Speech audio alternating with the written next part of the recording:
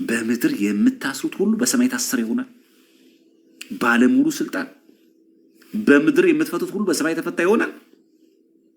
ደግሞ እላችኋለሁ ከእናንተ ሁለቱ በምድር በማናቸውም በሚለዩት ነገር ሁሉ ቢስማሙ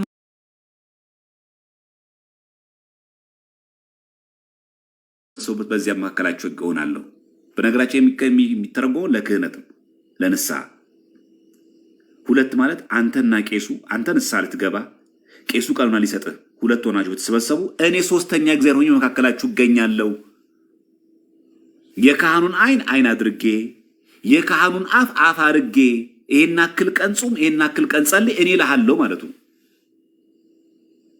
ሁለት ሆናችሁ ማለት ያ ነው። አንተና የንስሐ አባትህ ብትገናኙ ብትሰበሰቡ አንተ ንስሐ ልትገባ አበ ነፍስ ምክረ ካህን ኑዛዜ ቀኑና ሊሰጥህ በዚህ ብትሰበሰቡ በመካከላችሁ ነው ይሆናለሁ። እኛ ለጉባኤ ምን ተረጉሟል? ይሄን በዋናነት ግን ይሄ ጥቅስ የሚናገረው ምንድነው? ንስሐ ለሚገባ ከአበ ነፍሱ ጋር ለሚገናኝ እኔ ሶስተኛው ሆኜ በሰማችሁ በእናንተ መካከል እገኛለሁ ነው የሚል። ከዚህ ካህኑ የሚሰጠን እንዳለ ቀኑና ከማን ዘንድ የሚገኝ ነው? ከእግዚአብሔር ዘንድ። እንዲህ ነው እኛ የምናምነው። ለዚህ ነው ካህናትን አዕይንተ እግዚአብሔር የእግዚአብሔር አይኖች ምንላቸው። ቅዳሴ አትናቴዎስም ብሎ ነው የሚናገረው የእግዚአብሔር አይኖች የሆናችሁ ካህናቱ ያለ የሚለው ቅዳሴ አትናቴዎስ ላይ። ስለዚህ ካህናት የእግዚአብሔር አይኖች ናቸው። በምድር የምታስሩት በሰማይ የተፈጸመ ታስሩናል። ቤተክርስቲያን ንገራት እኮ ብሏል። ቤተክርስቲያንን ካልሰማትስ ስደቡት ነው የሚለው። እንደ አረመኔ እንደ ቀራጭ በቃ ቤተክርስቲያን የማይሰማ ሰው ለኛ እንደ አረመኔ ነው። በቃ አለቀ። ቅዱስ ሲኖዶስ ያወገዘውን ማንቀበለው እዚህ ነው። ነገራችን ላይ አካሪ ስለሆነ አይደለም፣ ወግ አጥባቂ ስለሆነም አይደለም፣ እንደው በቃ ስለማናለዝብ ዘመኑ ስለማንዋጀው አይደለም። መጽሐፍ ሁለት ትእዛዝ ስለሆነ ነው። በቃ አለቀ። ለብቻህን ነግረኸዋል አልሰማህም። ወንድምህን ሁለት ሰው ጨምረ መክረኸዋል አልሰማህም። ይህን ሳልሰማ እንደ አረመኔ እንደ ቀራጭ መቁጠር የለብህም። ለቤተ ክርስቲያን ግን ነግረሃት፣ ለካህናት ጉባኤ ለቅዱስ ሲኖዶስ ጉባኤ ነግረህ ግን ቤተክርስቲያንን ካልሰማት እንደ አረመኔ እንደ ቀራጭ ይሁንልህ ነው የሚል። ለቤተክርስቲያን ንገራት ማለት ለህንፃው አይደለም። ከዛ ቤተክርስቲያን ምን ሲተረጉም እዚህ ጋር የቁጥር 17 18 ላይ እውነት እላችኋለሁ በምድር የምታስሩት ሁሉ በሰማይ ታሰረ ይሆናል። እናንተም ተወስኑ ውሳኔ ያለቀለት የመጨረሻ ውሳኔ ነው። በምድርም የምትፈቱት ሁሉ በሰማይ ተፈታ ይሆናል። እዚሁ ላይ ነው ያለው። ተያይዙ በጣም ጥንቃቄ በጣም ይፈልጋል። እነዚህ ሐዋርያት የማሰር የመፍታት ስልጣን ያላቸው ሊቃነ ጳጳሳት ናቸው። እነዚህን መንካት ነው እንግዲህ ጌታ መንካት ይሆን። ለዛ አይደል ሁላችንም የምናውቀው የሐዋርያት ሥራ ምዕራፍ 9 ቁጥር 4 ላይ ምንድን ያለው ጌታ? በምድርም ላይ ወድቆ ሳለ ሳውል ሳውል ስለምን ታሳደኛለህ የሚለውን ድምፅ ሰማይ ያሳደደው ሐዋርያትን ነው። ስልጣነ ክህነት አላቸው።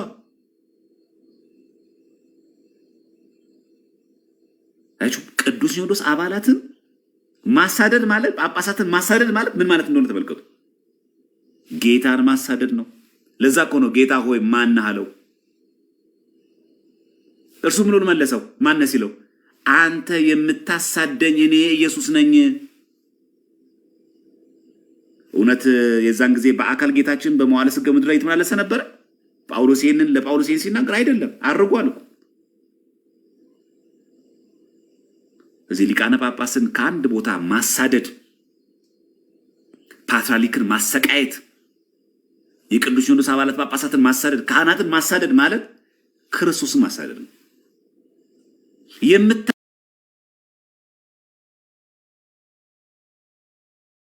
መዛሙርቶችን የምታሳደድ እኮ አይልም። ታሳድደኝ አላለው። ከስር ደግሞ አንተ የምታሳድደኝ እኮ ነው ያለው። አቹ ፍጹም ውክልና ያላቸው አይገርም?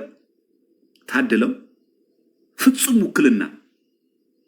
አንተ የምታሳደኝ እኔ ኢየሱስ ነኝ እኮ ነው ያለው። ስልጣነ ክህነት ያለውን አካል መንካት ማለት እሱን ማባር ማሳደድ ማለት እርሱን ነው።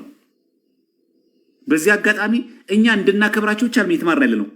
እዚህ ውስጥ የምትሰሙ ካህናትም ካላችሁ ምን ያክል የስልጣን መሆኑን አውቀን ክህነትን እንድናከብረው።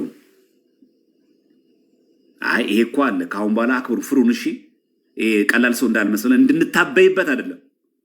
ምን ያክል ስልጣኑ ክርስቶስን መወከል ማለት ምን ማለት ነው? የምታሳደኝ እኔ ኢየሱስ ነኝ እስኪል ድረስ እኛ በዛ ልክ ክህነታችን እየጠበቅን ነው። በዛው ልክ ጵጵስናው አለ። ይህም ጥያቄ አለው። በሁለት ወገን ነው እየተማማርን ያለ ነው። እኛ እንድናቀው ስልጣኑ እንደ ተራ ጓደኛ እንዳናስበው ስልጣነ ክህነቱ ያለው አካልም ጭምር ነው። በዚህ ልክ ራሱን ደግሞ አክብሮ እንዲያየው ቀላል ነገር መመጻደቅ ያለው ነው እንድንወዳ ዲድስቅልያ ላይ ምን ይናገራል? መጽሐፈ ዲድስቅልያ ላይ ምዕራፍ 33 ላይ ብትመለከቱ ይሁን ታገኙታላችሁ። ፍጹም ውክልና ያላቸው መሆኑን የምትረዱት በዚህ እንዴት እንደታደሉ በዚህ አጋጣሚ መርዳት ይቻላል። እውነት እግዚአብሔር አምላክ በዚህ ቤተክርስቲያን መኖርን ስለሰጠን ደግሞ ስሙ የተመሰገነ ይሁን። በእውነት የነቴን ብላችሁ ቀላል ነገር እንዳይመስላችሁ ፍጹም ውክልናን መታደል ጭምር ነው። ተራ ስልጣን አይደለም። ምዕራፍ 33 ቁጥር 75 እና 180 ላሳያችሁ። መጽሐፈ ዲድስቅልያ ይኸው ምዕራፍ 33 ላይ ቁጥር 75 ተመልከቱ ምን እንደሚል። ቁጥር 75 አባቶቻችሁን አክብሩ ይላል። ይግድ ነው በቃ አለቀ። ይሄ የምታመቻምቸው አይደለም። አባቶቻችሁን አክብሩ ግድ ነው በቃ አለቀ። አትጠይቅ አልተባለም። ስርዓት ባለው መንገድ አትናገራችሁ አልተባልክም። ግን አክብር።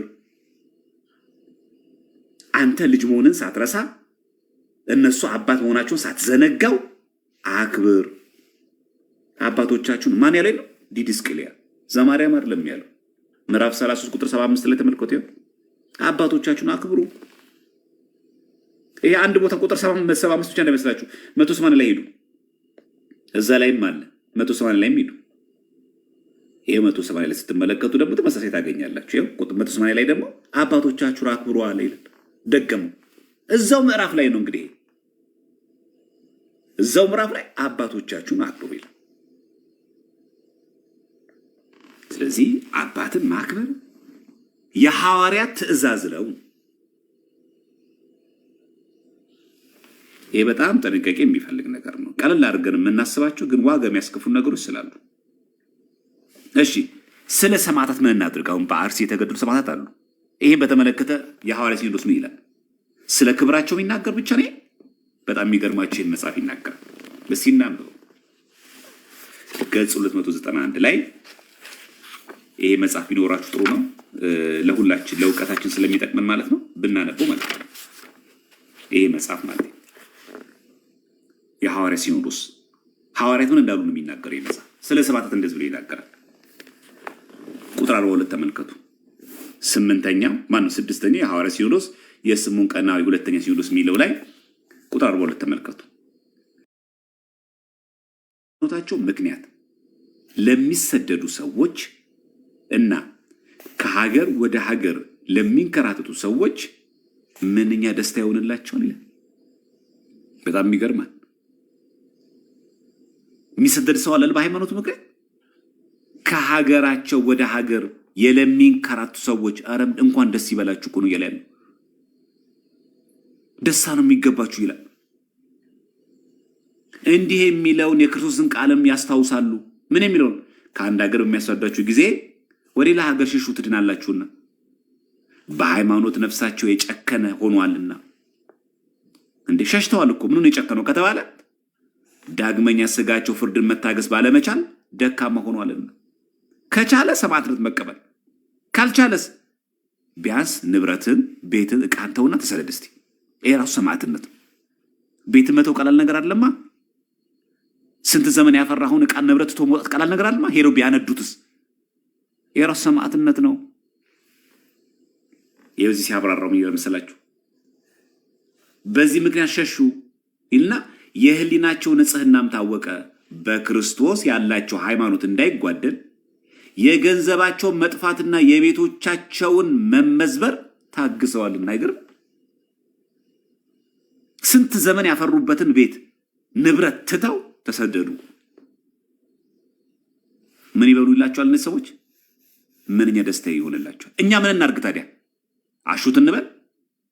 በቃ ሰማዕታት ናቸው ብለን እናድንቃቸው ብቻ አይደለም። ይኸው ለእኛ ሲታዘዝ የጌታችንን ትእዛዝ እንዲፈጽሙ እንደዚህ አይነት ሰዎችን ምን እናድርጋቸው? ሊረዷቸው ይገባል፣ ያበርቷቸውም። የአርሲ ሰማዕታት ብለን ምንጮህ ለዚህ ነው። ለሚዲያ ድምቀት አይደለም። እገሌ አወር ብለን እንደማውራት አይደለም። የሐዋርያት ትእዛዝ ነው። እያንዳንዳችሁ ክርስቲያኖች ይሄ ግዴታ አለብን። እንደዚህ አይነት ሰዎችን ምን እናድርጋቸው? ሊረዷቸው ይገባል፣ ከነናስ ያበርቷቸውም ጭምር። አንቀጽ ስንት ላይ ነው ያለው? 42 ላይ የግድ ነው። መርዳት አለብን፣ ግድ ነው። ይሄ ከነናስ በርቱ፣ አይዟችሁ ክርስቶስ ማለት አለብን። መንፈሳዊ ጉዞ በማድረግ በሚዲያ ባገኘነው አጋጣሚ ሁሉ የተጎዱ ክርስቲያኖችን ለሃይማኖቶቻቸው ብለው ዋጋ የከፈሉት ክርስቲያኖችን ማበርታት መንፈሳዊ የሐዋርያት ሲኖዶስ ትእዛዝ። ግልጽ ነው ሐሳቡ አይደል? ግድ ነው። ይሄ ማንም ሰው ማድረግ ያለበት ማንም ሰው። አንዳንድ ጊዜ ስለ ቤተክርስቲያን ሕግ ስንናገር ይሄ መጽሐፍ ብዙ ሰዎች የሚያስቡት በቃ ስለ ጳጳሳት እንደው ስለ ካህናት እንደው ስለ ቄሶች ብቻ ነው የሚናገረው። እኛ የሚመለከተው አይመስል ሰዎች አሉ። አንዳንዶቻችሁ በጣም የሚገርመኝ እዚህ ሚዲያ ላይ ያየሁት ነገር ይሄ እኮ ሕግ እኮ ቢተገበር እንዳለን ይሄ ሕግ እኛ ጋር ቢተገበር ለጳጳሳት ብቻ ነው እንደምናስበው። እኛስ ራሱ እስቲ አንድ ነገር ጠይቃችሁ እዚህ ይላል ላንብብላችሁና እናንተ መልሱ እስቲ። ይሄ ሕግ እንዲተገበር ትፈልጋላችሁ አይደላችሁ? በዚህ መሰረት ሲኖዶስ ቢመራ የሚጠላ ሰው አለ? ሐዋርያት ባስቀመጡት የሲኖዶስ ትእዛዝ መሰረት ቤተ ክህነት ቢመራ የሚጠላ ሰው አለ? ጥሩ። እንዲያውስ እንዲህ ከፈለጋችሁ ይህን ጥያቄ ደግሞ ጠይቃችሁ። ምክንያቱም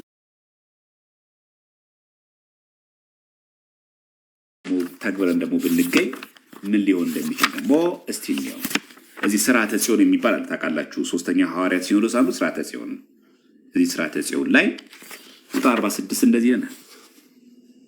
ሚስቱን ትቶ ሌላ ያገባ ወይም ሌላ የፈታትን ያገባ ህዝባዊ እኛ ምዕመናን ክርስቲያኖችን ቢኖር ይላል ይታገድ። ከምን? ከቤተክርስቲያን።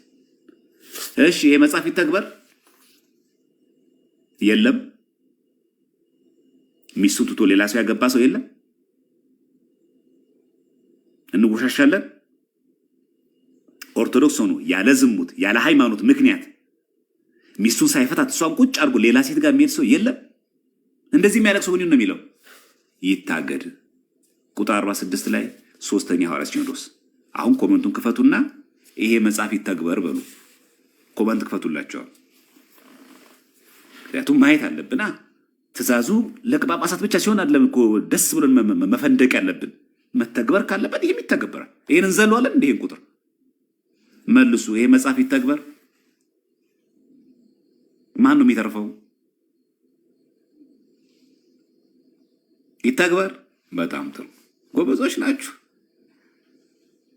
ናችሁ። ያላየ ነው እኮ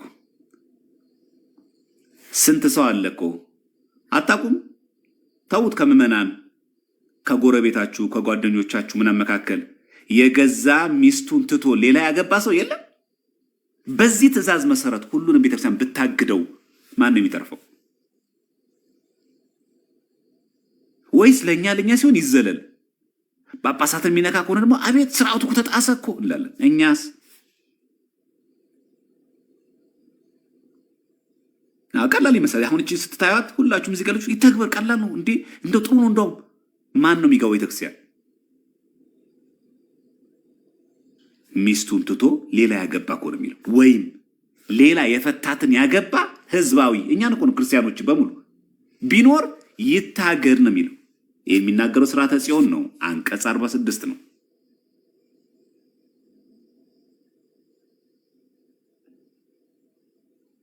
እሺ ልጨምርላችሁ እዚሁ ስርዓተ ጽዮን ላይ አሁንም ስርዓተ ጽዮን ላይ ነው። የርዕሱ እንዳትረሱ ስርዓተ ጽዮን የቁጥር 46 ላይ ነው።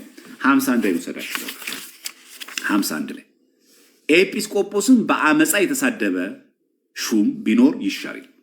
ማንም ባለስልጣን ከንቲባ ነኝ ቢባል ማንኛውም ሚኒስተር ኤጲስቆጶስን በአመፃ የተሳደበ ቢኖር ይሻር። የህዝብ ገዢ በክፉ ነገር አትማ ይላልና ይላል። የሚሳደቡ የሉም ባለስልጣናት ጳጳሳትን። እሺ አሁንም ስርዓተ ጽዮን ቁጥር 42 ቁጥር 52 ተመልከቱ።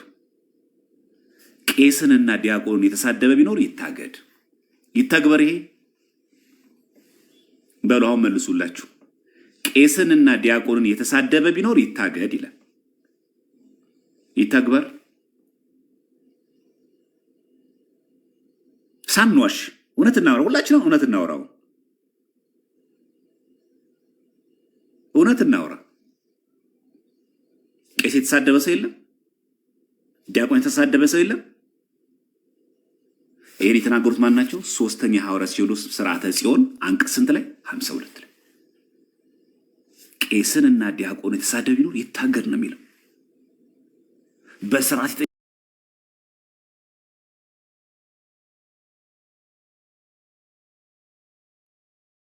የተሳደበ ሰው የለም። ስለዚህ አትናገሯቸው አይደለም እያለ ያለው። አባቴ አበ ነፍስ ካህን ይፍቱኝ እንዲህ ነገር አይቼ ነበረ ብሎ መናገር አይደለም። አትናገሩ አይደለም። ግን የተሳደበ ሰው የለም። አንዋሻ። አንዳንዶቻችን ጥፋት ስታይ ተሳደብ እኮ አልተባልክም፣ ተናገር ነው። እሺ ይሄን ይመስላል። ቀይ ነው እውነቱ የሚገባው ይሄ ነው። ስለዚህ ምን ጊዜ ማድረግ የሚገባው ካህናትን፣ ዲያቆናትን፣ አገልጋዮችን ስናገኝ በሚገባ ስርዓቱን ጠብቆ መናገር ተገቢ ነው። ይሄ የሚናገረው ምንድነው? የተሳደበ ነው የሚለው። እሺ ኮመንቱን አጥፉላችሁና ወደ ትምህርቱ እንግባ። እንግዲህ ይሄን ነገር እንዳለ ሙሉ ያነሳሁት ለምንድን ነው? አንዳንዶቻችን እንደቀላሉ አይተን ይሄ ነገር እኮ በስርዓቱ ብንጓዝበት እኮ ሁላችን ብንመር ማናችንም ስለማንተርፍ ነው።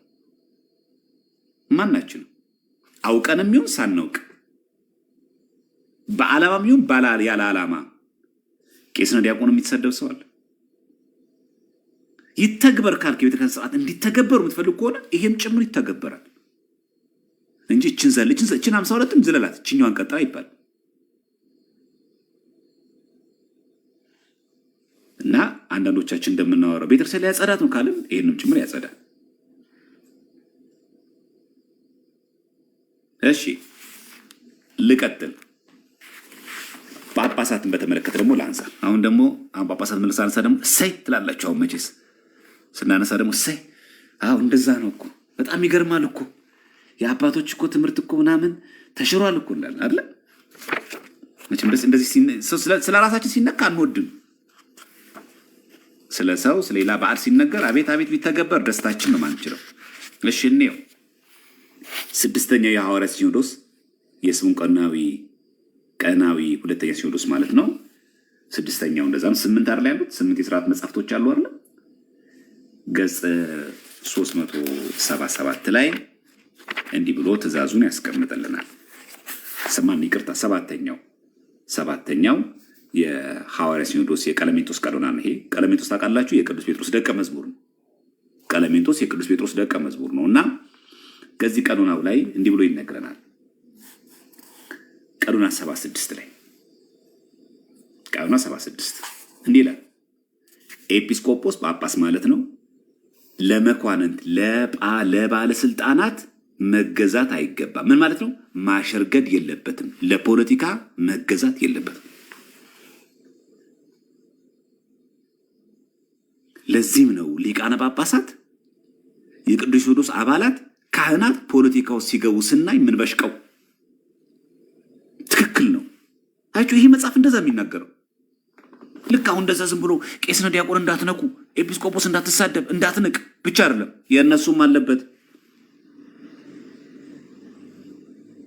አንተ እንዳትሳደብ ምናምን አይደለም አለበት ለነሱ ለመቋም ለባለስልጣናት። እሺ አይ ለፖለቲካው እገዛለሁ ለተመረጠው መንግስት እንበረከካለሁ ካለስ ኤጲስቆጶስ ከክርስቶስ ወታደርነት ራሱን ይጥል ዘንድ ማዕረጉን ላይ አይሾም ያለው የሚሻለውንና የሚያምረውን ወደ ቤተክርስቲያን መግባቱ ነው እንጂ ወደ መኳንንት ስራ መግባትን ከመረጠ ያማን ወደ ባለስልጣን ወደ ፖለቲካ ስራ መግባት ከመረጠ እና ወደ ምድራውያን ጭፍራዎች ከገባ እና የሰማዩ ንጉስ ወታደርነት ከተወ ሹመቱን ይተዋት። በቃ ተው። ለምን ምዕመናን ታሰናክላለህ? እንዲህ ይላል እግዚአብሔር ለሁለት ጌታ መገዛት የሚችል የለም ይላልና አንዱን ያስቆጣል፣ ሌላውን ያስደስታል። የትኛውም ሊቃነ ጳጳስ ኤጲስቆጶስ የሚል ማንኛውም ጳጳስ ፖለቲካ ውስጥ ለመንግስት ተገዝቶ ማድረግ የለበትም። ዛሬ አለ የለም? አለ አለ። ሰባተኛው የማን ትእዛዝ ነው? የሐዋርያ ሲኖዶስ ማን የጻፈው? ለዛው ቀለሜንጦስ የቅዱስ ጴጥሮስ ደቀ መዝሙር በመጀመሪያው ክፍለ ዘመን የነበረ አባት ቀኖና 76 ፈጽሞ ተከለከለ። እዚህ ላይ ለጳጳሳት ለናገረ ካህናትስ ቄሶች ይችላል አይችሉም? ይሄ ቁጥር 78 ላይ ቀኖና 78 እዛው ገጽ ላይ ስለ ካህናት ይላል። ካህናት ለዚህ ዓለም ገዢ አይገዙ። ምን ማለት ነው? ለመንግስት ስርዓት አይገዙ ማለት አይደለም። መንግስት የሚያወጣውን ህግ፣ ፖሊሲ፣ ስርዓት፣ መመሪያ አክብሩ ማለት አይደለም። ለፖለቲካ አይገዙ። የሚገዙ የሉ። ቄስ ሆኖ ፖለቲካ ውስጥ የገባ ሰው የለም።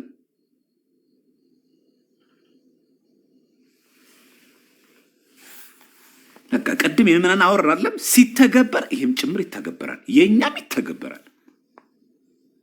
አቤቱ ማረን ነው ማለት ያለብን እንጂ በትክክለኛው በዚህ በሐዋርያ ሲኖዶስ ስርዓት እንኳን ከመጣን ማናችን ማንተርፍ ማይተርፈው የቅዱስ ሲኖዶስ አባላት ካህናት ብቻ ሳይሆን እኛም ጭምር ምመናል። ስለዚህ ለኤጲስቆጶስም ክልክል ነው፣ ለካህናትም ክልክል ነው። ዛሬ ቤተክርስቲያናችን የምትፈተረው በዚህ ምክንያት ነው። ልጆቼ ይበልጡብኛል ቢሉ ኖሮ ልጆቻችን ይበልጣሉ ከተባለ ለመኳንንት መገዛት አይገባም። እውነትን እውነት ማለት አለባቸው፣ ሐሰትን ሐሰት ማለት አለባቸው። ይሄ ለቀሳውስትም እዚህ ጋር ካህናትም ጭምራል ለዚህ ዓለም ገዢ አይገዙ ይላል። ከነደሞ ለኤጲስቆጶሳትም ጭምር አትቀላቀል ነው የሚለው። ከዛስ አይ ለመንግስት ባለስልጣን መሆን ፈልጋለሁ ካለስ የቤተ ክርስቲያን ሹም ለመሆን ቢፈልግ ይሻር ይሰናበትም ነው የሚለው ጭራሽ። አይ እዛ የፖለቲካ ካቢኔ አባልም ነኝ እዚህ ጋር ደግሞ ቄስ ቀዳሽም ጠቅላይ ቤተ ክህነት ካለስ ይሻር። ይሄው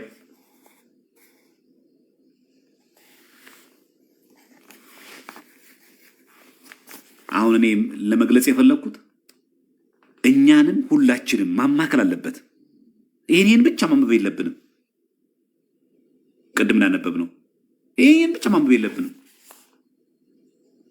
ለኤጲስቆጶሳት እዚህ ውስጥ መግባት እንደሌለባቸው ክልክል መሆኑን ከታወቀ ካህናትም እንደዚህ መግባት ክልክል መሆናቸውን አውቀን ከተረዳን ምዕመናንም ካህናትም ከተረዱ እኛም በበኩላችን ደግሞ አይታችኋል። ልክ እንደናነበው ነው ቅድም እኛም በበኩላችን ቁጥር 52 ላይ ሥርዓተ ጽዮን ላይ እዚሁ መጽሐፍ ላይ ቄስና ዲያቆን ተሳዳቢ ነው ይታገድ ይላል። እኛንም ይመለከታል። ምክንያቱም ብዙዎቻችን ቄስና ዲያቆን የምንሳደብ ሰዎች አለና ሲተገበር እኛ የምንፈልገው ብቻ አለም ተለቅሞ ይተገበረው እኛንም ጭምር ያካትታል። ስለዚህ ከአሁን በኋላ የተሳደብን ሰዎች ቀኖና ንስሐ እንግባ። ሳናቀው ቄስ ዲያቆን የተሳደብን ያልተሳደበን ሰዎች እግዚአብሔር ደግሞ ከአሁን በኋላ አንደበታችን ጠብቆ ያቆይልን። በማወቅም ባለማወቅ አትጠይቁ አልተባለም። ሰው ብዙ ጊዜ ያምታታል። እንዲህ ሲያጠፉ ካየውስ ተናገራቸዋ። ሳትሳደብ ማውራት አትችልም እንዴ? ካልሰሙስ ለእግዚአብሔር ስጠዋ። ማን ተሳደባለ?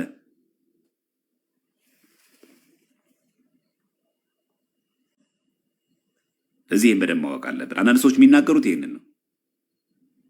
ቄስና ዲያቆን የተሳደበ ቢኖር ይታገር ነው የሚለው። በቃ ከተተገበረ የቅዱ ብቻ ነው። ይሄም ይተገበራል። ስርዓተ ጽዮን ነው እንጂ ልክኛን የሚጣላን እየለቀም ነው። ኧረ አንሰው ስግል አንልም።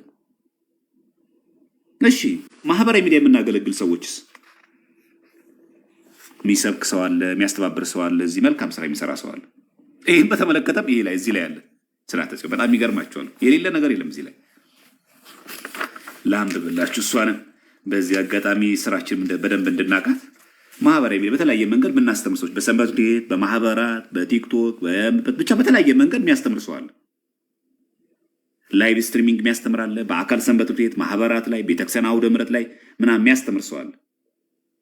ካህናትን አይደለም ምዕመናን እንደኛ ነፃ ተሳትፎ ነፃ አገልግሎት የሚሰጥ ሰው አለ። አምስተኛው የሐዋርያ ሲኖዶስ የስምዖን ቀኖና የመጀመሪያ ሲኖዶስ ላይ አንቀጽ 78 ተመልከቱ። ገጽ 261 ላይ በሉ ተመልከቱ። አሁን በደንብ ስሙት። ሰዎችን ለጥሩ ተግባር የሚያስተምር ቢኖር ይላል። ማናችንም ማለት ሰዎችን ለጥሩ ተግባር የሚያስተምር ቢኖር ያለ ለሰላምና ክርክርን ለመቁረጥ በመካከላቸው ቢገባ በዚህ አይመካ። በቃ ማንኛውም ሴትም ሆንክ ወንድ በተለያየ መንገድ በሰንበት ቤት ሊሆን ይችላል፣ በማህበራት ሊሆን ይችላል፣ በማህበራዊ ሚዲያ ሊሆን ይችላል፣ በጽዋ ማህበራት ልንገኝ እንችላለን። ለጥሩ ነገር የምናስተምር ከሆነ ግን አትመካ። ምን እናርግ? በቃሉ 1 በአይኑ 2 እና በነፍሱ 3 ንጹህ ሆኖ መገኘት አለበት። አይታ ሰው እኮ ያስተማርክ ነው። ሰዎችን ለጥሩ ተግባር የሚያስተምር ቢኖር እያለን ነው። በዚህ አትመካ። ግን በምን ንጹህ ነውን? በንግግር በቃል በአይንህ 2 በነፍስ ንጹህ ሆኖ መገኘት አለበት። ለምን? ይህ ስራው አይደለምና። ይሄ ማስተማር መምከር የማስተማር ነው። የቤተክርስቲያን ስርዓት የካህናት ነው አይደል? እኔ አሁን እያስተማርኩ ያለሁት እኮ የኔ ስልጣን አይደለም። እንደ ትክክለኛ የቤተክርስቲያን ስርዓት ከመጣን እኮ እንደዚህ አይነት የቤተክርስቲያን ትምህርት ማስተማር ያለበት ቄስ ነው። እኔ ዲያቆን ነኝ። መስበክ ማስተማር ያለበት ማን ነው? ቄስ ነው። በነገራችን ላይ ይህ ስራው አይደለምና። ስራችን ምንድነው? እኛ የካህናትና የኤጲስቆጶስ ተግባር ነው እንጂ ማስተማር መምከሩ ማለት ነው። አንተስ ማስተማር ይነቀፋል? አይነቀፍም። በእርግጥ ስራው ያንተ አይደለም፣ የቄስና የኤጲስቆጶስ ነው። በማስተማር ግን አትነቀፍም። ግን መደበኛ ስራ ምንድነው? ግን በመጀመሪያ ራሱን ያስተካክል። ይህን አድርጎ ደግሰ ይሁን መጀመሪያ። ቀጥሎስ ከዚያ ሰዎችን ማስተማር ይጀምር። መጀመሪያ ማን አስተካክል ይላል? በመልካም ነገርም መሪዎች ይሆናሉ ተብሏልና መጀመሪያ ራስን አስተካክል። ይሄው ስርዓቱ የሚለው ይሄን። አሁን እኛ እዚህ ውስጥ አለን፣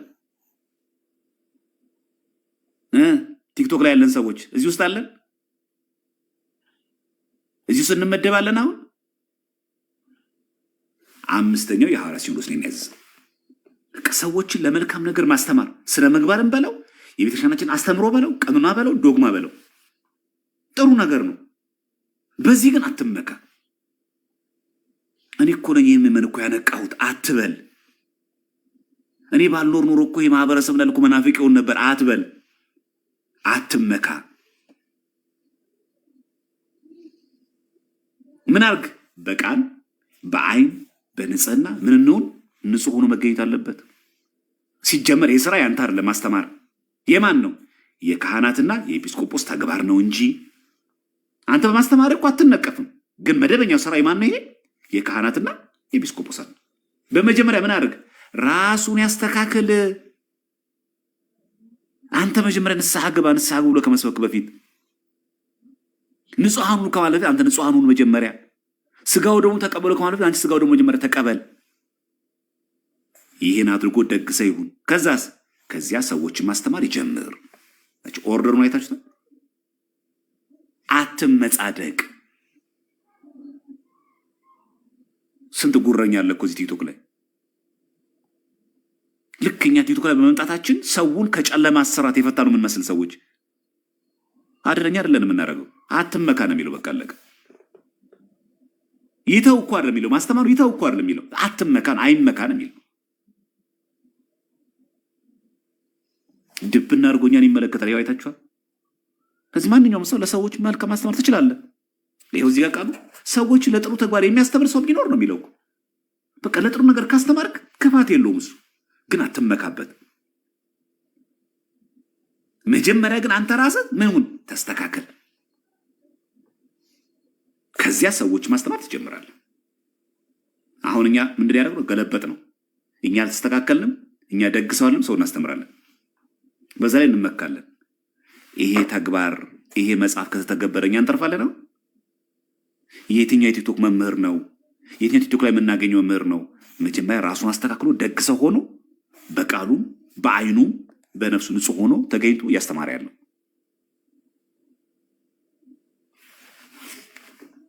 እኛ ሲሆን ይላል ህግ፣ እኛን የሚነካ ህግ እንዝለለው።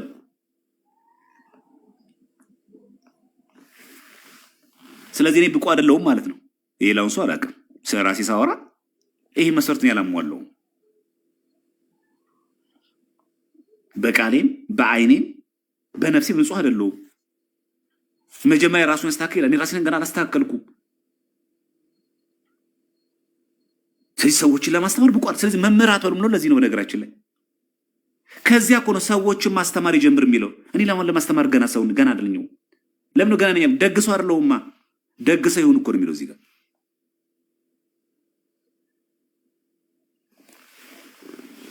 ስለዚህ ደርሶ የቤተክርስቲያን ስርዓት ተቆርቋሪ አንምሰል። እሺ አንዳንድ ሰዎች አሉ በጣም አሁን በወቅታዊ ቤተክርስቲያን በጣም የተቆረቆሩ ሰዎች ቤተክርስቲያን ስርዓት ተጣሰ እኮ እንደዚህ ተባለ እኮ። ደርሶ ተቆርቋሪ አንሁን። ከተቆረቆር ይሄ መገኛን ይመለከተናል። እኛ ኦርቶዶክስ ነን። እኛ ኦርቶዶክስ ከሆነ መጽሐፍ ቅዱስ ምንድነው? በእንዴት ነው? በምልአት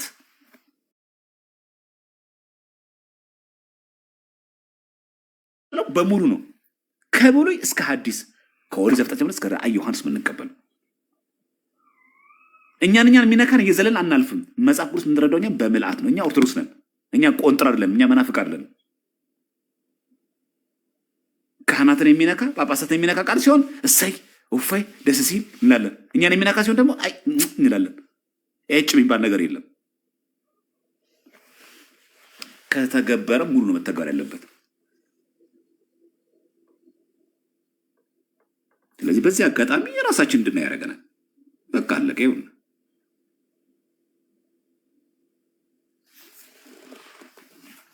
ይህ በዚህ አጋጣሚ ጭፈራ ቤት ለሚገባ ሰው ከላይ አለላችሁ ቁጥር 77 ላይ ወደ ዘፈና ወደ ዳንኪራ በጭፈራ ቤትም ወደሚደረገው ፉከራ ወይም ወደሚገዳደሉበት ወይም ዶሮዎችና በጎች አንዱን ከሌላው ጋር ወደሚያጋጥሙበት ወይም የፈረስ ጉጉሳና በጦር መወጋጋት ወደሚኖር የሚመላለስ ይህን ይተው ይላል።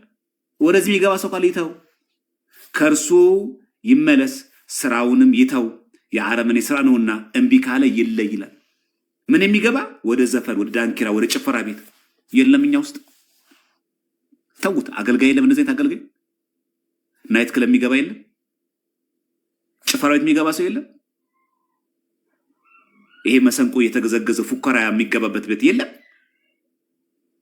ይተው ይላል። ካልተመለሰስ ስራውንም ይተው፣ ይህንን ተግባሩ የአረመኔ ስራ ነውና፣ ከዛስ እምቢ ካለ ይለይ ይላል። ከቤተክርስቲያን እኮ ነው የሚለየው። አምስተኛ ሐዋርያ ሲኖዶስ የስምዖን ቀዳማዊ የመጀመሪያ ሲኖዶስ አንቀጽ 77 ላይ አለ። ይሄም ንዝለለው ማናችንም አንተርፍም እላችሁ ለዚህ ነው። ማናችንም በዚህ አጋጣሚ ፕሮቴስታንቶች ካላችሁ ያው ተመልከቱ። እናንተ ዘፈን አታወግዙም፣ እናንተ ጨፈራ አታወግዙም። ብዙ ኦርቶዶክስ እኮ ጨፋሪ ነው፣ ብዙ እኮ ደናሽ ነው። እናንተ እኮ ይኸው ተጻፈ እኮ ይኸው ጭራሽ እኮ ይተው ብቻ እኮ አይደለም የሚለው ይለይ እኮ ነው የሚለው።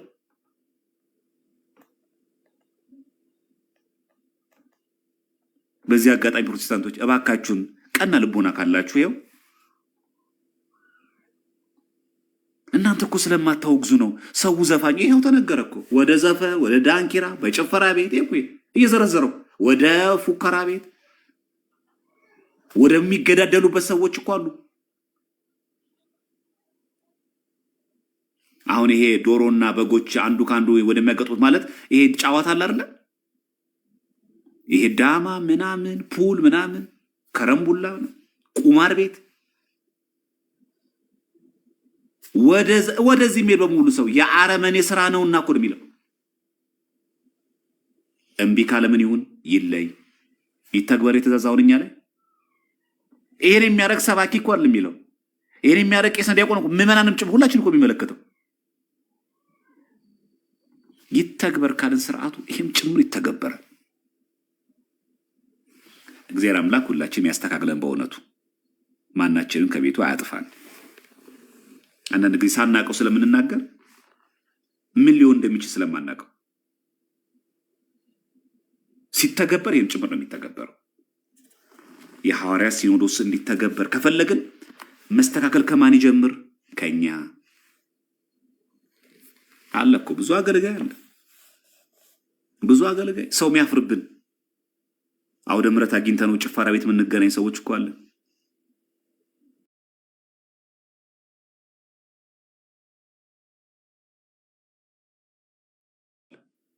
ፉከራ ቤት ማይቀር ሰው አለ። የሐዋርያት ሲኖዶስ ምን ያዛል?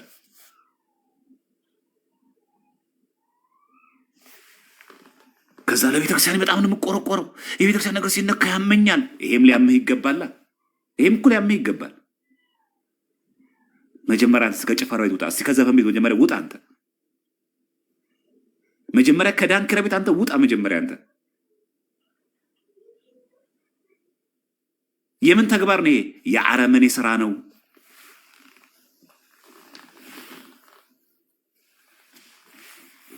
መጀመሪያ አንተ ከዚህ ተለይ። ያስወግዛል። እና ብዙ ፕሮቴስታንቶች ቤተክርስቲያን በዘፈን ናይት ክለብ ምናምን ዝም ትላለች። ይሄ አረ ምን ትላለች? አረ ተጽፎልናል። ከተነገረንም ይሄ አለ። ልጨምር ስርዓቱን እንድናየው ጥሩ ነው ብዬ ስለማስብ እዚሁ ላይ የሐዋርያት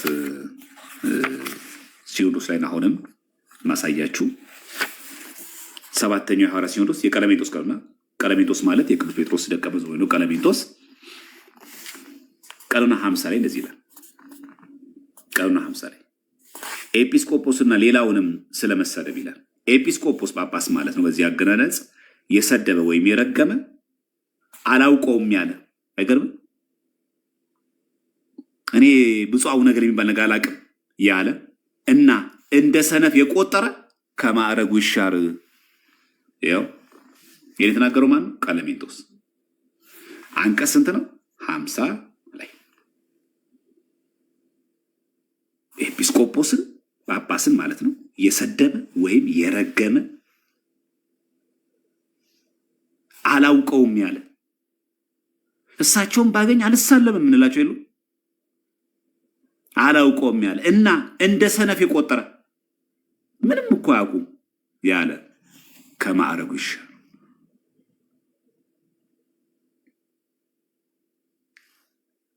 ትእዛዙ ይሄ ምን ያክል ሕግ የተላለፈ እንደሆነ በዚህ አጋጣሚ እንድታውቁ። እሺ ይሄ ማለት ግን ቢያጠፉ ዝም እንበል ማለት ነው አይደለም። ትእዛዝ አለ። ይኸው እዚህ ጋርም አለ። ኧረ አንዳንዶቹን ያነቡና ኧረ ይኸው እዚሁ ላይ ይሄ ቀን ስንት ላይ ነው? አንቀጽ ስንት ላይ? 50 ላይ 53 ተመልከቱ። ይኸው የራሱ ቀለሜንጦስ ነው። ሰባተኛው የሐዋርያት ሲኖዶስ የቀለሜንጦስ ቀኑና ነው። 53ኛው ተመልከቱ ምን እንደሚል። ለአንድ ሀገረ ስብከት የተሾመ ኤጲስቆጶስ ጳጳስ ወይም ቄስ ቢኖርና ይላል ካህናቱና ሕዝቡን ቢተዋቸው መንጋውን ቢተዉት እንደሚተው ጳጳሳት የሉ አሉ። ከዛስ በትእዛዝ ባይጎበኛቸው ምዕመኑን ቢተዋቸው እረኛ ባይሆናቸው ሊቀ ጳጳስ እግዚአብሔር መፍራትን ባያስተምራቸው ከእነርሱ ይሻር። ጉዳዩን አቃሎ በዚያ ቢቀመጥ ከማዕረጉ ይወገድ።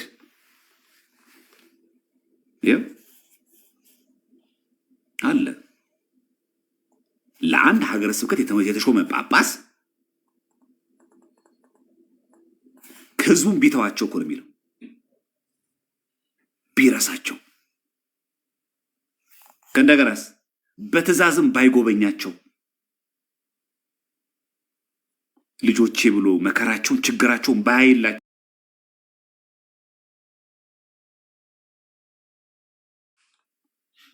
ለእኛ ብቻ ለሚተነገረው ለማለት ፈልጌ ነው። ምን ነው ወቀርከን እንዳትሉኝ ዛሬ ብዬ ነው።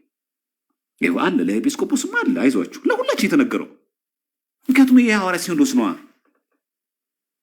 ለጳጳሳት እንደ ጳጳሳት ልካቸው፣ ለቀሳውስትም እንደዚያው፣ ለዲያቆን እንደ ዲቁናቸው፣ ለእኛም እንደ ልካችን ተነግሮናል። ስለዚህ አንድ ሀገረ ስብከት ሊቀ ጳጳስ ለምዕመኑ ድምፅ መሆን ካልቻለ፣ ህዝቡን ካልጎበኛቸው፣ በትእዛዝም ሄዱ ባይጠይቃቸው ምን ይሁን? ይሻር ነው የሚለው። ሲኖዶሱ ይህንን ተግባራዊ ቢያደርግ ማለት ነው። ልብ በሉ እዚህ ጋር ይሻሩት ነው የሚለው አይደለም። እኛ አይደለም የምንሽረው። ምን እንደሚለው ይሻር ነው የሚለው። ሻሪው ማን ነው? ቅዱስ ሲኖዶስ። እኛም እንደው ብናደርገው ለቅዱስ ሲኖዶስ ማመልከት፣ ብፁዕ አቡነ ገሌ እየጎበኙን አይደለም፣ ህዝቡንም ትተውናል። ይኸው ህዝቡን ቢተዋቸው እኮ ነው የሚለው። በዛ ላይ እኛ ሀገረ ስብከት እኛ ደብር መጥቶ አያውቁም። በትእዛዝም ባይጎበኛቸው፣ ጠርተናቸው አይመጡልንም። አንድ ቀንም ቃለ እግዚአብሔር ነግረውን አያውቁም። ቅዱስ ሲኖዶስ ይህን አይቶ ችግራችንን እንዲቀየርልን ማድረግ ያለበት ይህንን ነው።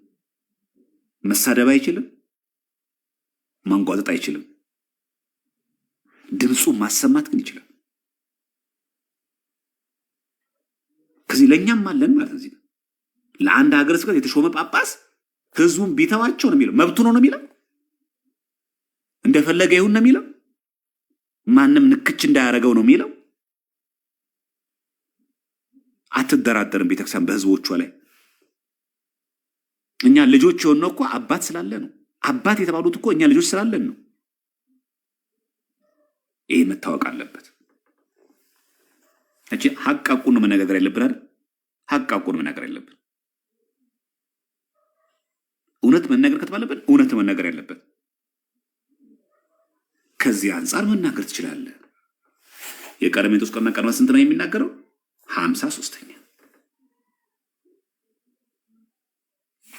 ባለፈው ሲኖዶስ አውግዞ የለም በግለሰብ የታተመን ገድለ ተክለ ሃይማኖት፣ ገድለ ዮሐንስ መጥምቅ የቤተክርስቲያን ስርዓት ስለሚያዝለት ትእዛዙ ያዘዋል። ይኸው ተመልከቱ። ሁለተኛ ሐዋርያ ሲኖዶስ ትእዛዝ ላይ አንቀጽ 40 ተመልከቱ። መናፍቃን በውሸት የጻፉትን መጽሐፍ ያሳየ ህዝብንና ካህናትን ለማጥመድ እንደ ቅዱሳት መጽሐፍት ቆጥሮ ወደ ቤተ ክርስቲያን ያስገባ ሰው ቢኖር ይሻር ይላል። ይኖራል ማለት ነው። እንደዚህ አይነት የሚሰራ ሰው ትእዛዝ ስንት ላይ? 40 ማንን ያዘዘ? ሁለተኛው የሐዋርያ ሲኖዶስ ትእዛዝ ነው። ይኸውል ለማሽቀበጣ ለምንናገረው መናፍቃን በውሸት የጻፉትን መጽሐፍ እኮ ነው የሚለው። አድርገዋል እኮ የታደሱ መናፍቃን ገድለ እስጢፋኖስን በውሸት አሰትመው እኮ አሰራጭተዋል። ትእዛዝ 40 ላይ መናፍቃን በውሸት የጻፉትን መጽሐፍ ያሳየ እኮ ነው የሚለው። ልክ እንደ ትክክለኛ ትምህርት ያሳየ ህዝቡንና ካህናትን ለማጥመድ እንደ ቅዱሳት መጽሐፍት ቆጥሮ አይታችኋል። ንግግሩ ወደ ቤተ ክርስቲያን ያስገባ ቢኖር ይሻር። ለዛ ነው ዮሐንስ መጥምቅ 10 ጊዜ ተወልዷል። ከአዳም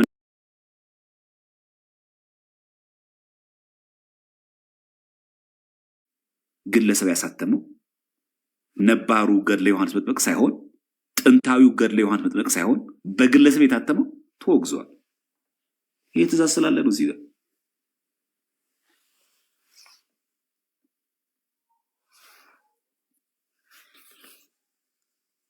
ስለዚህ መታወቅ አለበት። እሺ ምዕመናን ጳጳስ ካጠፋ ጳጳሱ አጥፍቷል ብለው ለቅዱስ ሲኖዶስ መጠየቅ አለባቸው። ይችላሉ ሳይችሉ? ይችላሉ።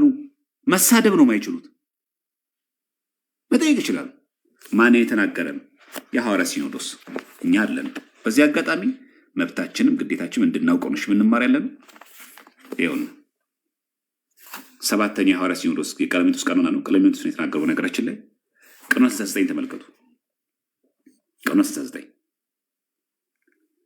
ወዳጆች ተመልከቱ። ይሄ ወደማይገባው ኤጲስቆጶስ መሸጋገሪና ወዳጆች ምዕመናንና ካህናት ኤጲስቆጶስን ቢከሱ በደንብ ስሙ። ወዳጆች ነው የሚለው። እኛ ምዕመናን እና ካህናቶቹ የሀገረ ስብከቱ ጳጳሱን ቢከሱ መክሰስ አይችሉም ነው የሚለው አይደለም። ግን እንዴት አድርገው? በዚያ ቦታም ሕግን ስለመተላለፉ ያዘዝነውንም በመለወጡ ሐዋርያት ያዘዙን ትእዛዝ በመለወጡ የሚሟገታቸው ሰው ባይኖር ለእነሱ ቅርብ በሆኑ ኤጲስቆጶሳት ይክሰሱት። ይቻላል። አጠገብ ላለ ሀገረ ስብከት መንገር ወይ ለቅዱስ ሲኖዶስ አባላት ሄደው መንገር ትችላለህ። ስለዚህ ምዕመናን ይኸው ወዳጆች ነው የሚለው። ምዕመናንና ካህናት ኤጲስቆጶስን ቢከሱ ነው የሚለው። ከሳሾቹ መናፍቃን አይደለም። ከሳሾቹ መንግስት አይደለም። ወዳጆቹ ምዕመናንና ካህናት ኤጲስቆጶስን ቢከሱ ጥፋቱ ምን? በዘር ነው ምን ከሰው? የኛ ብሔር አይደሉም ሊቀ ጳጳሱ ይነሳሉም ብለና አይደለም። በዚያ ቦታ ሕግን ስለመታለፉ አይታችኋል። ኤጲስቆጶስ ጳጳሱ ያዘዝነውን የሐዋርያት ትእዛዝ በመለወጡ የሐዋርያት ትእዛዝ የጣሰ ነው፣ ዶግማ የጣሰ ነው፣ ስርዓት የጣሰ ነው፣ እኚህ ሊቀ ጳጳስ ስህተት የፈጸሙ ነው ብለን መክሰስ ይቻላል። ይህን ትእዛዝ የሰጠው ማን ነው? ቀኖና 69 የማን? ሰባተኛው የሐዋርያት ሲኖዶስ የቀለሜንጦስ ቀኖና። እንዳትነኳቸው አይልም። ጳጳስ አይሰሳትም አይልም። ጳጳስ የሚከሰስ አይደለም አይልም። የት ግን? ሚዲያ ላይ ነው የሚለው። በስነ ስርዓት አደራጅቶ ካህናት ቅዱስ ሲኖዶስ የማቅረብ ስልጣን አለው። ያ ግን ምንከስበት ምክንያት ምን መሆን አለበት? በዚያ ቦታ ሕግን ከተላለፈ፣ የቤተክርስቲያን ሕግ ከተላለፈ፣ የሐዋርያት ሲኖዶስን ከለወጠ፣ የቤተክርስቲያን ስርዓት ካጓደለ እንጠይቃል። በመናፍቃን ግን አይደለም። ከመናፍቃን ምስክሮት አንቀበልም። መናፍቃን አሉ እንደዛ የሚሉ አላያችሁ? መናፍቃን እንደዛ የሚሉ ይሄ ጳጳስ እኮ ወልዷል፣ ይሄ ጳጳስ እኮ እንደዚህ አድርጓል። አንቀበልም። ይሄን የመናፍቃን ምስክርነት አንቀበልም። ለዛም ነው ትእዛዝ ላይ እንዲህ ብሎ የሚናገረው የሐዋርያት ትእዛዝ ላይ አንቀጽ 51 ላይ ይህን ትእዛዝ ይናገራል። ይኸው ተመልከቱ። ሁለተኛው የሐዋርያት ትእዛዝ ላይ የሐዋርያት ሲኖዶስ ትእዛዝ ላይ አንቀጽ 51 ላይ በኤጲስቆጶስ ሰሙ ይላል። አንድን ጳጳስ በአንድ ጳጳስ ብቻ አይከሰስም። የማን ሌላስ? የመናፍቃን ምስክርነትም አንቀበልም። መናፍቃን ተሰብስበው ይሄ ጳጳስ ይነሳላችሁ ማለት የለባችሁ እንዲህ የሚሉ እኮ አሉ። ዛሬም የኛ ድምፅ የሆኑ መስሏቸው ጳጳስ እኮ ድሮ ቀረ፣ እኔ እኮ ዛሬ መናፍቅ እንኩት እኮ ይሄ ነገር አስጠልቶ የሚል ሰው አለ። የመናፍቃን ምስክርነት አንቀበልም በሉት። ያው ይደግመዋል እዚህ ጋር በኤጲስቆጶስ ላይ በጳጳስ ላይ ማለት ነው። ከመናፍቃን ምስክርነት አይቀበሉ። ትእዛዝ 51 ሁለተኛው የሐዋርያት ሲኖዶስ ትእዛዝ የመናፍቃንን ምስክርነት አይቀበሉ። አይቻልም። አንተ ተሐድሶን ወጥተሃል፣ በቃ አለቀ። አንተ መናፍቅን ወጥተሃል፣ አይመለከትም። መጀመሪያ ቤተክርስቲያን አንዱን ከቤተክርስቲያን አካል መጀመሪያ ተቆጠር።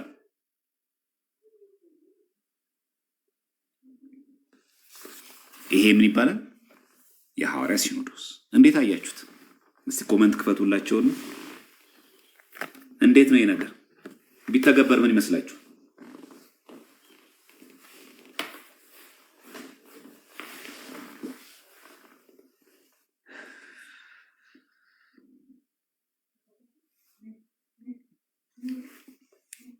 እንዴት አያችሁት ምዕመናን?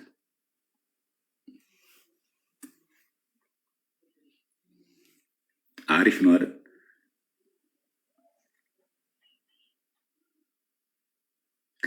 አዎ ይህንን ነገር ነው አሁን የምናስበው። ይህንን ነው በቃ ቤተክርስቲያን በህግ በስርዓት እንሂድ ካለ ይህ ሁሉ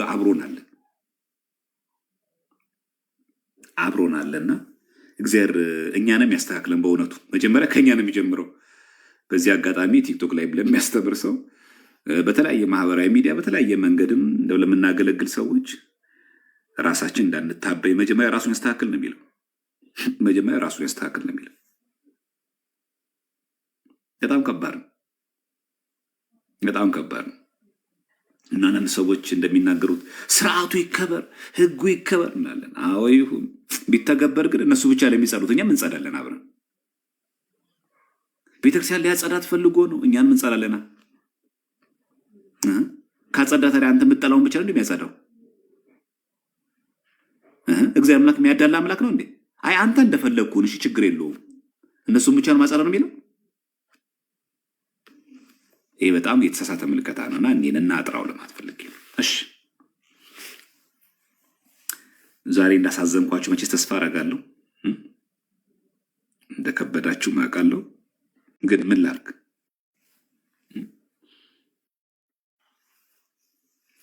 ዛሬ አንዳንዶቻችሁ እንደሚከፋችሁ ማውቃለሁ። ምን ጉድ ነው ዛሬ የምታነሳብን እንደምትሉ አውቃለሁ። ያው ግን ግድ ነው፣ እንደዚህ አይነት ነገር መማር አለብን፣ በጣም አለብን። ያው እኔ ደግሞ ሀቅ መናገር አለብኝ። አይሻልም? አይመስላችሁ? እውነት መናገር አለብን። እዚህ የሚመኑ ሰዎች ሲጠፋ ለምን ዝም እንላለን? በቃ ሀቁን አይተን ከመሸበት እንደር። ያው በግልጽ እንዳሳያችሁ ኤጲስቆጶስ ፖለቲካ ውስጥ መግባት የለበትም፣ አይተናል። ካህናት ፖለቲካ ውስጥ መግባት የለባቸውም፣ ለመንግስት መገዛት ማሸርገድ የለባቸውም። ትክክል። አንድ የሀገር ስብከት ምዕመናን ከካህናት ጋር ሆነው ኤጲስቆጶስ መክሰስ ይቻሉ? አዎ። ማይቻለው መስደብ ነው። አለቀ። ቄስና ዲያቆን የሰደበ ይታገር ይላል። ጭፈራ ቤት የገባ ዳንኪራ ቤት የገባ ሰው ይታገር ይላል።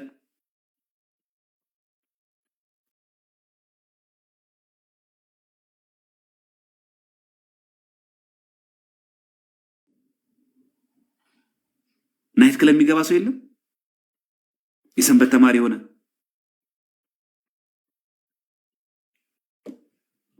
ታዲያ ይታገር የምትለው ታዲያ አንተን እንዳይነካ ነው?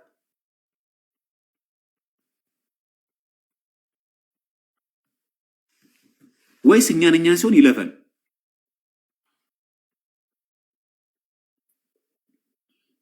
ስለዚህ በደንብ አድርገን ይሄ ማንሳት አለብን። ሰማዕታት ምን አድርጓቸው ነው የሚለው? ቅድም አሳያችሁ ምን ይላል? ሰማዕታት ምን አድርጓቸው ነው የሚለው? ያበርቷቸዋል የሚለው። በቃ ለአርሲ ሰማዕታት ርዕስ ሳንቀይር የምናወራ ይሄንን ነው። ሰሞኑን በዚህ ጉዳይ ነው የምናነሳው። ክብረ ሲኖዶስን ዛሬ አንስተናል። ራስን መከላከል በክርስትና ደግሞ እናየዋለን። ይሄኛው እቺ እንዳትረሷት። ስለ ሃይማኖታቸው ምክንያት የሚሰደዱ ሰዎች ምን አድርጓቸው ነው? እንደዚህ አይነት ሰዎች ሊረዷቸው ይገባል፣ ያበርቷቸውም ጭምር። ፍቃደኛ ናችሁ? ቢያንስ እንችን እንኳን እንተግብራት። አዎ ትችላላችሁ። በግል መጽሐፍ መግዛት ትችላላችሁ። ይሄ መጽሐፍ መግዛት ነው። ስክሪንሾት አንሱትና ግዙት ትችላላችሁ። ገበያ ላይ አለ። ይሄው ስክሪንሾት አንሱና ግዙት። ይሄው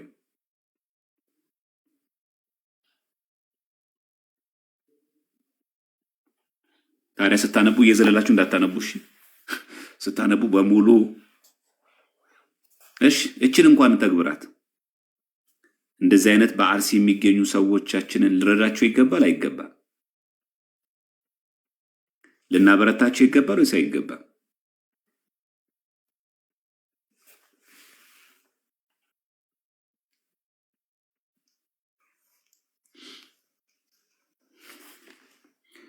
ስለዚህ በዚህ የሐዋርያ ሲኖዶስ ምክንያት ነው የምንረዳቸው። ለማሽቃበጥ ለማሽቋለጥ ምናምን እንደዚህ ለማሽቃበጥ ለማቆራረስ አይደለም። ምንረዳችሁ ለዚህ ነው። ምናበረታችሁ የሐዋርያት ትእዛዝ ነው። እነዚህን ልትረዷቸው ይገባል የሚለው ያበርቷቸው ነው የሚለው። በርቱ። አሁንም የአርሲ ሰማዕታት በርቱ። እግዚአብሔር ያበርታችሁ። እናንተ እግዚአብሔር ያጠንክራችሁ። ሁላችሁም ጻፉ ኮመንት ላይ የአርሲ ሰማዕታት እግዚአብሔር ያበርታችሁ በሏቸው። አበረታቷቸው ነው የሚለው።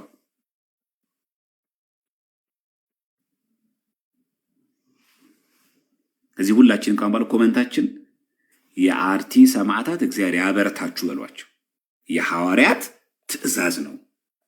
የስምዖን ቀናዊ ሁለተኛ የሐዋርያት ሲኖዶስ ወይ ደግሞ ስድስተኛ የሐዋርያት ሲኖዶስ ላይ አንቀጽ 42 ላይ የተናገረ ነው።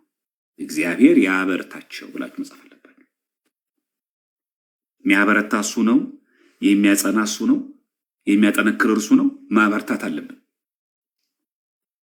ልትረዷቸው ይገባል ነው የሚለው። መርዳትም ጭምር አለብን እንጂ እዚህኛ መተ ምናምን ስላሰባሰብን ስላስተባበር ምናምን እናግዛቸው በቃ ምናምን ስለተባለ አይደለም።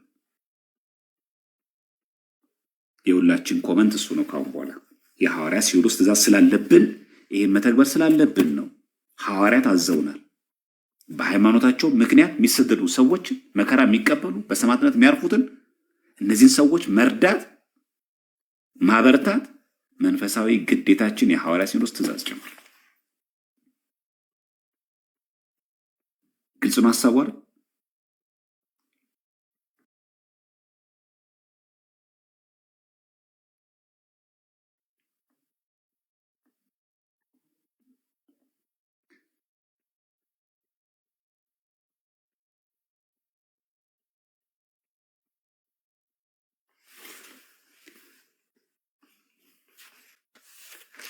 ስለዚህ በዚህ አጋጣሚም የእንትኑን ጉዳይም በደንብ እንድናየው ፈልጋለሁ።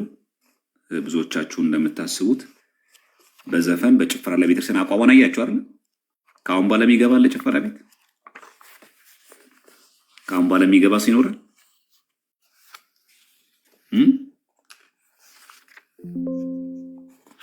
የሚገባ አለ። ካሁን በኋላ ይሄን እያነበበ የሚገባ ሰው አለ?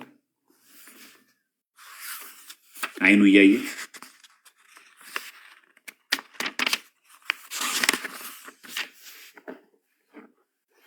ካሁን በኋላ ጭፈራ ቤት ዳንስ ቤት የሚገባ ሰው አለ? አልሰማውም ይል ይሆን አንዳንድ ሰው።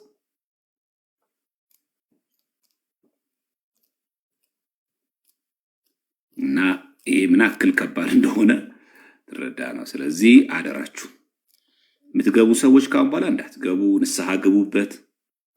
ድጋሚ አትግቡ። እሺ ድጋሚ አትግቡ። በቃ እግዚአብሔር አይፈቅደው፣ የሐዋርያትም ከልክለዋል። በግልጽ ነው። ብዙ ጊዜ ፕሮቴስታንቶች ይህን ስለማያውቁት የተፈቀደ ይመስላቸው አይደለም። በግልጽ ነው። በቃ ያው ተጽፏል። ወደ ዘፈን እና ወደ ዳንኪራ በጭፈራ ቤት ወደ ጭፈራ ቤት ወደሚደረገው ፉከራ ኧረ ጎበዝ ኧረ ጎራው እያልክ ማለት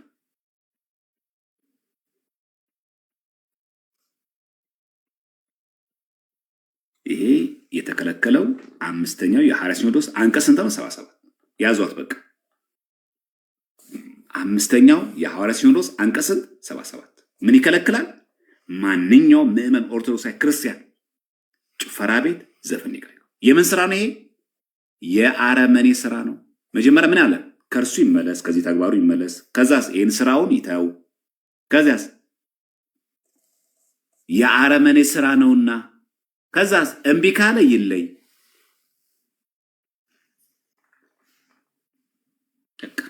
ኦርቶዶክሳዊ ማለት እንዴ ነው። መጀመሪያ ያለብህ ከራስህ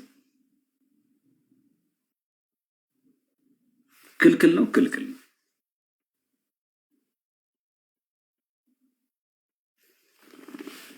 ስለዚህ እችን እየፎከረ ሄዱ ምናምን በቃ ለሰባኪያን ደግሞ ይኸው ለሰዎች ለጥሩ ተግባር የሚያስተምር ሰው ቢኖር ለሰላምና ለክርክር ለመቁረጥ ክርክር እንዲተዉ ለሰላም የሚጠቅማቸው ነገር የሚከመኩ ጥሩ ነው፣ ግን አይመካ።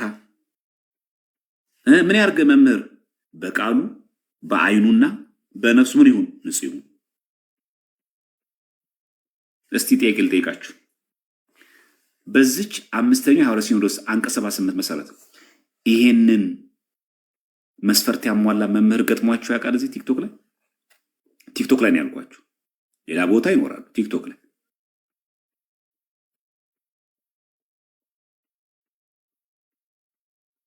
እችን የተገበራል። በመጀመሪያ ራሱን ያስተካከለ ከዛ ደግ የሆነ ከዚያ ሰዎችን ደግሞ የሚያስተምር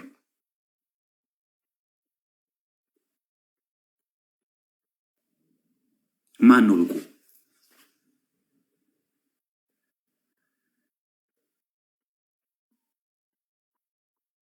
አንዳንድ ሰዎች ማስተማር አለብኝ እኔ መምህር ነኝ። ፖስት ተግባር ነው። መጀመሪያ ምን ያደርግ? ራሱን ያስተካክል። ይህን አድርጎ ደግ ሰው ይሁን። ከዚያ ሰዎችን ማስተማር ይጀምር። ይህ ተግባር ከሆነ እያንዳንድሽ እኔን ጨምሮ ቲክቶክ ላይ ማንም ሰው ሚዲያ ላይ ወጥ ማስተማር አንችልም። ምናልባት አላቅም ጥሩ ሰዎች ትኖራላችሁ። ራሳችሁን አስተካክላችሁ ደግ ሰው ናችሁ ምትሰብኳለ እናንተን ያስመርላችሁ ቀጥሉ። ይሄ ግን ተግባር ካለን ግን እኔም ጭምር የለውም።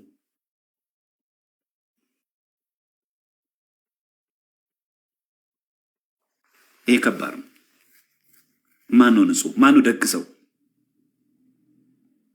ደግሞ ሲከብር አይታችኋል። እዚህ ጋር በዚህ አይመካ ካለ በኋላ በቃሉ በአይኑና በነፍሱ ንጹህ ሆኖ መገኘት አለበት። ያልጨረሽ ነው። ድንቄም ንጹህ